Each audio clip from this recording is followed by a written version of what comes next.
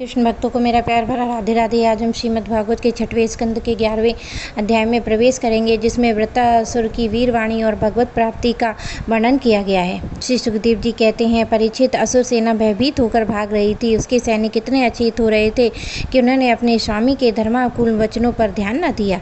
वृत्तासुर ने देखा कि समय की अनुकूलता के कारण देवता लोग असुरों की सेना को खदेड़ रहे हैं और वे इस प्रकार छिन्न भिन्न हो रही है मानो बिना नायक की हो। राजन, यह देखकर वृत्तासुर ऐशुरता और क्रोध के मारे तिलमिला उठा। उसने बलपूर्वक देवताओं को आगे बढ़ने से रोक दिया और उन्हें डांट कर ललकारते हुए कहा, क्षुद्र देवताओं, रणभूमि में पीठ दिखलाने वाले कायर असुरों पर पीछे से प्रहार करने में क्या लाभ है। ये लोग तो अपने माँ बाप के मलमूत्र हैं, परंतु अपने को शूरवीर मानने वाले तुम्हारे जैसे पुरुषों के लिए भी तो डरपोकों को मारने की कोई प्रशंसा की बात नहीं है, और ना इससे तुम्हें स्वर्ग ही मिल सकता है। यद्यपि तुम्हारे मन में युद्ध करने की शक्ति और उत्साह है तथा अब जीवित रहकर विषय सुख भोगने की लालसा नहीं है, तो क्षण भर मेरे सामने डट जाओ और युद्ध का मजा चख लो। परीक्षित, वृत्तासुर बड़ा बली था।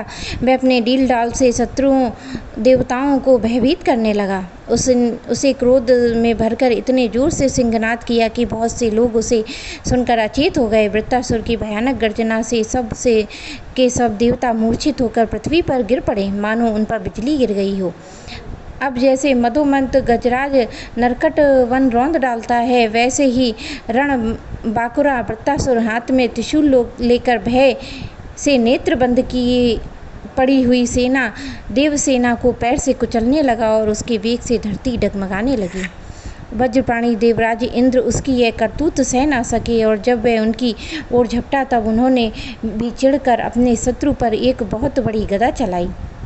वह भी अक्षम्य गदा वृत्तासुर के पास पहुंची भी ना थी कि उसने खेल ही खेल में बाएं हाथ से उसे पकड़ लिया।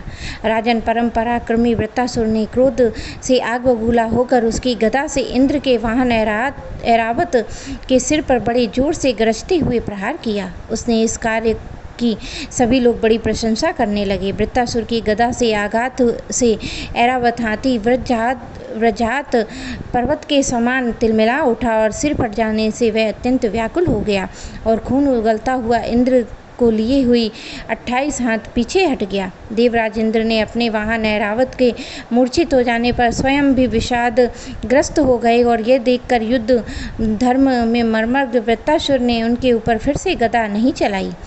तब तक इंद्र ने अपने अमृतस्रावी हाथ से स्पर्श से घायल ऐरावत की व्यथा मिटा दी और वे फिर रणभूमि में आ डटे। परीक्षित, जब वृत्तासुर ने देखा कि मेरे भाई विश्वरूप का वध करने वाले शत्रु इंद्र युद्ध के लिए हाथ में वज्र लेकर फिर सामने आ गया, तब उसे उनके उस क्रूर पाप कर्म का स्मरण हो आया और वह शोक और मोह से युक्त हो हंसता हुआ उनसे कहने लगा।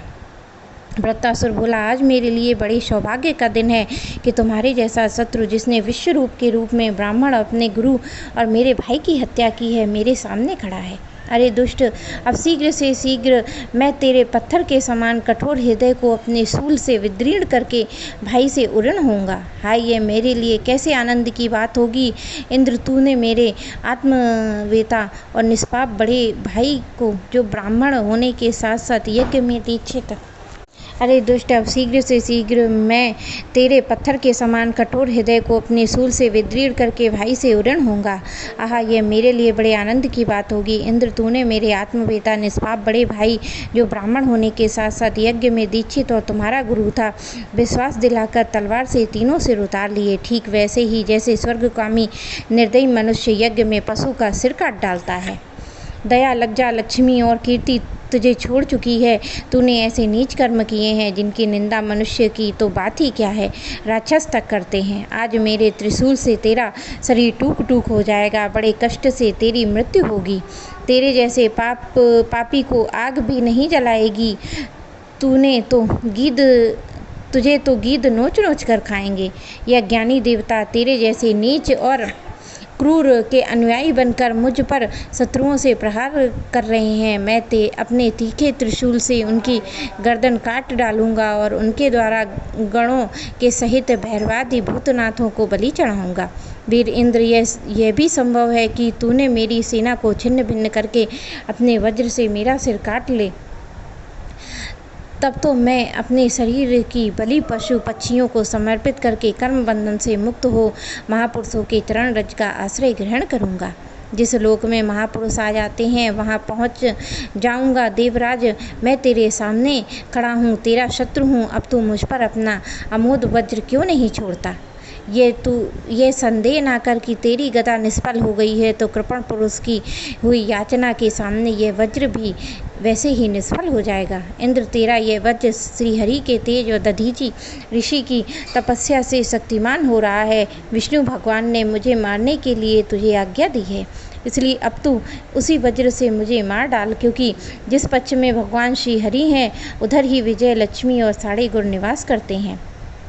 देवराज, भगवान संकर्षण के आज्ञा अनुसार मैं अपने मन को उनके चरण कमलों में लीन कर दूंगा और तेरे वज्र का वेग मुझे नहीं, मेरे विषय भोग रूप फंदे को काट डालेगा। मैं शरीर त्याग कर मुनि जनोन्वित गति प्राप्त करूंगा। जो पुरुष भगवान से अनन्य प्रेम करते हैं, उनके निज जन हैं, उन्हें वे स्वर्ग, पृथ्वी, रसातल की संपत्तियां नहीं देते हैं, क्योंकि उनसे परमानंद की उपलब्धि तो होती ही नहीं है। उलेट, द्वेष, उद्वेग, अभिमान, मानसिक पीड़ा, कला, दुख, परिश्रम ही हाथ लगते हैं।